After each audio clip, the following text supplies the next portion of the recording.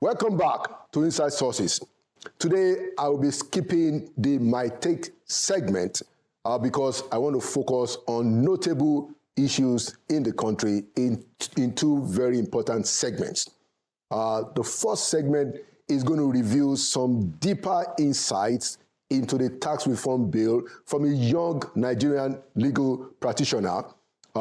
And of course, this was one of the issues that Mr. President spoke about at his first media chat on Monday.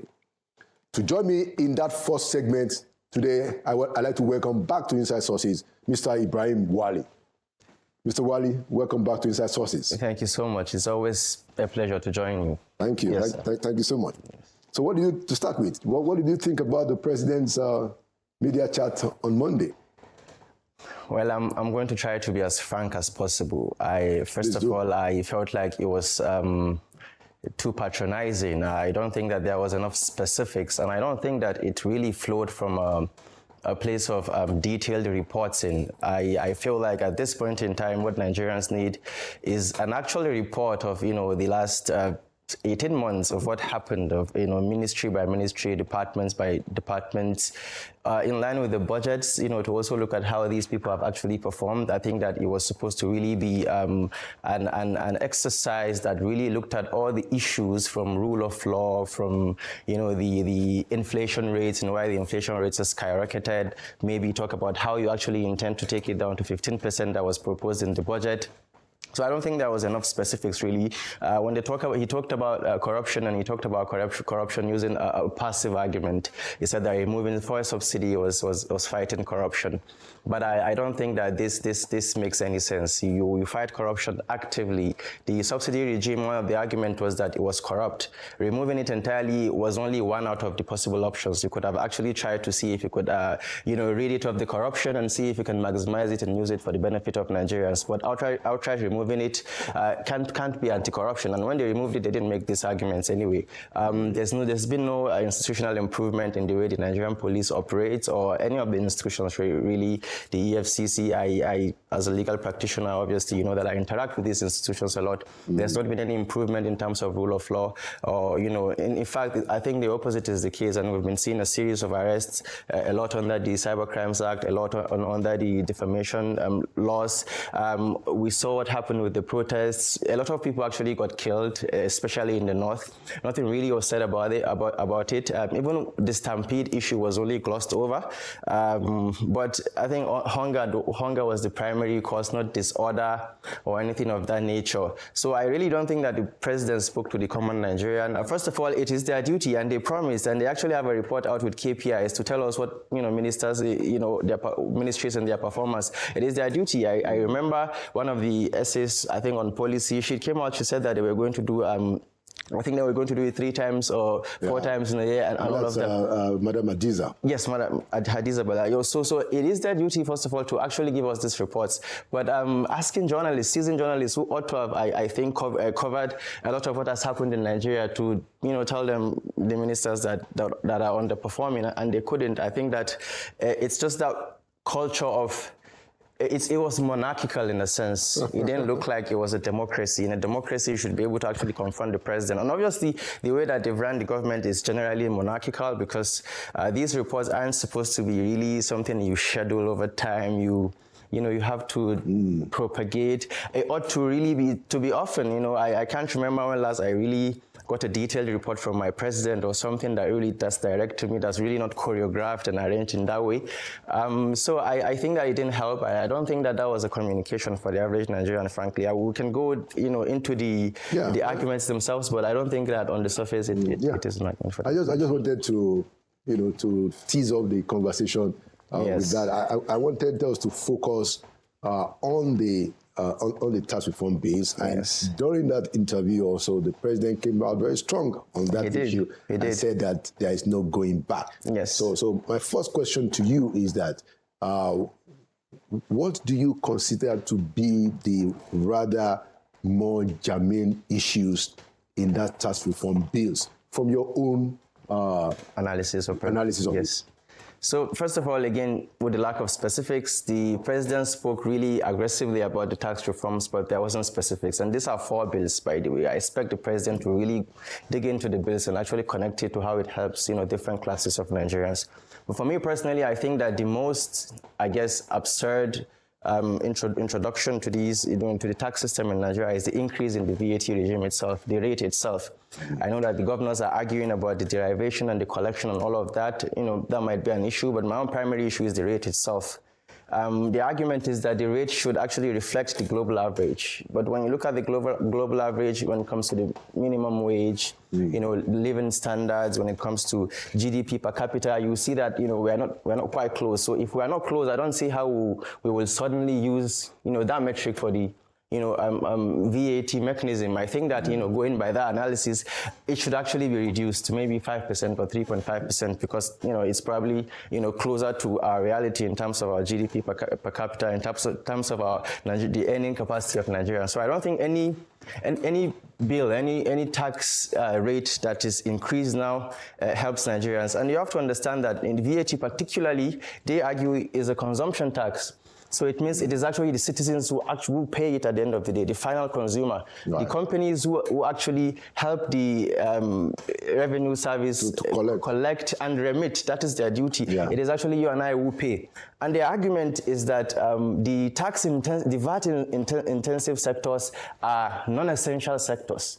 So they have exempted essential sectors like food and all, agriculture. Yes, true, yeah. But these exemptions have existed since, by the way, and there was a modification order in 2020 that enlarged it. The recent argument is that some of the exempted items have been moved to a flat rate instead.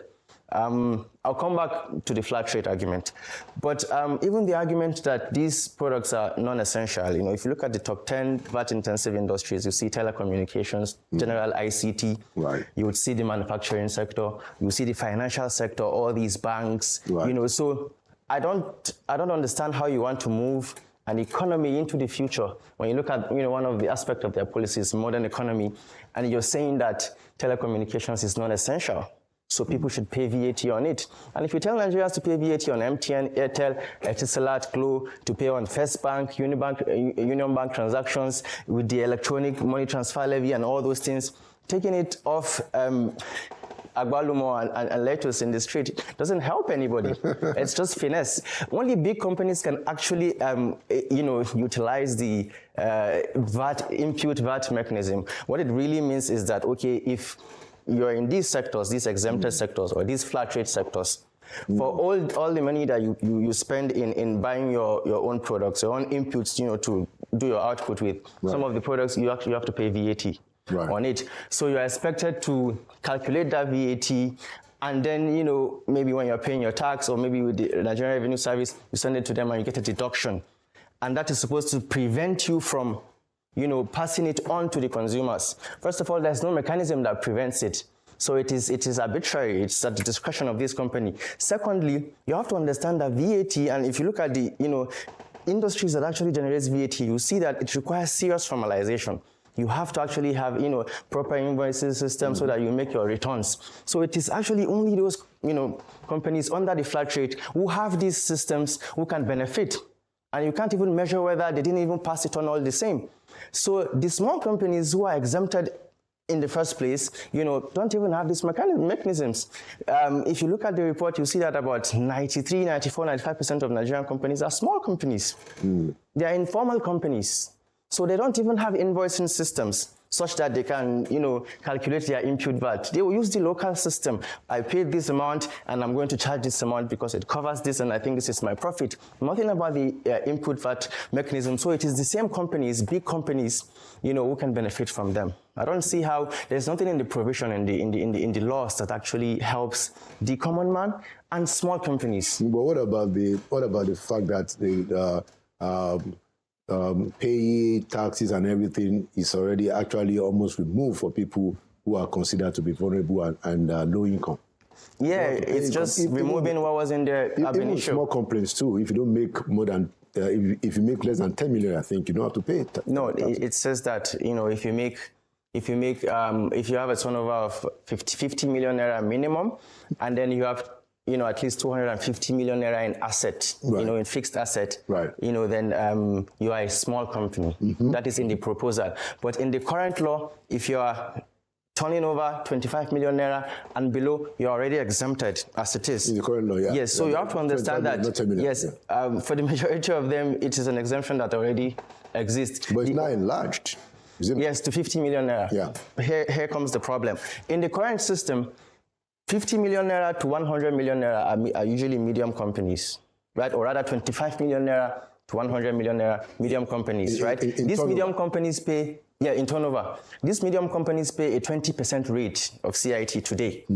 Today, as it is, they pay a 20% rate. So if you bring the minimum down, you increase it to 50, it means companies 50 and below will not pay anything. But companies 50 and above, even companies that used to pay 20% between 50 and 100 would have to pay 27% and then 24% and then a final 20%. Right. So their tax actually increases and then comes back to what it is today. Just to deepen your analysis, don't you agree that, or basically this is an empirical fact, that Nigeria is among the lowest tax to GDP countries in the world? It makes sense. So if you try to, if we are not getting enough internal revenue that we ought to get, don't you think that we have to structure quite a few things, to take care of that? I absolutely agree. So that those who can pay. I absolutely agree that we need a new tax system, without a doubt. And those who can pay, who should pay, should pay. There's no doubt about it. But all the arguments that I'm making so far is that in the current framework, those who can actually pay are told to pay lesser. That is the reduction of company income tax from 30% down to 27%, and then, I think down to 20%. Only big companies actually pay CIT. If you look at the exemptions, with the small companies and all these things. And if you look at the companies that actually pay more CIT, they are the, same companies that actually make more profit in Nigeria as it is today.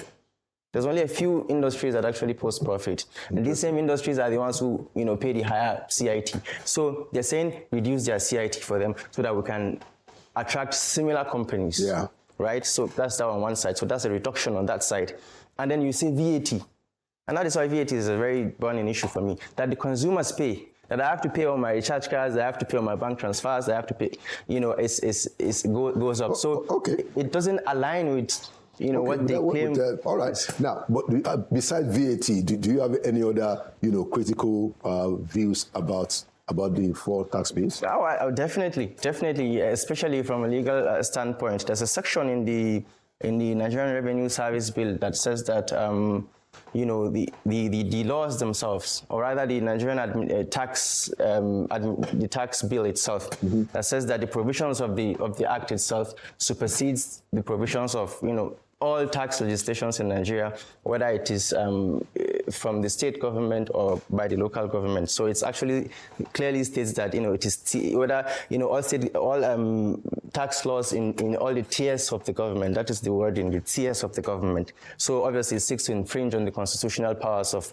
states and local governments, and I think that this is just going to lead to protracted litigation.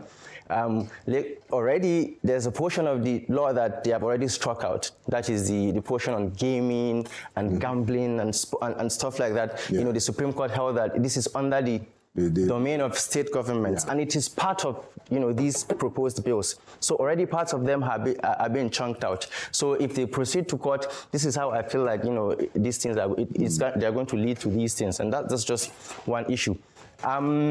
I really also have an issue with the powers that the Nigerian Revenue Service are going to get, especially with regards to, the arbitral usage of all institutions, including law enforcement institutions, that is the police, the EFCC, and everybody to go after, tax defaulters. Now, I understand the reasoning behind it, but this is Nigeria. There ought to be a check of some sort. But they normally have tax tribunals. Yes, tax tribunals are different issues. Now, the law says that, if they want to, either to go into your house or your documents because it allows them, or whatever it is, they can use the services of these institutions. And we know how these institutions operate. Thank you so much, Mr. Ibrahim Wali, for those very deep insights.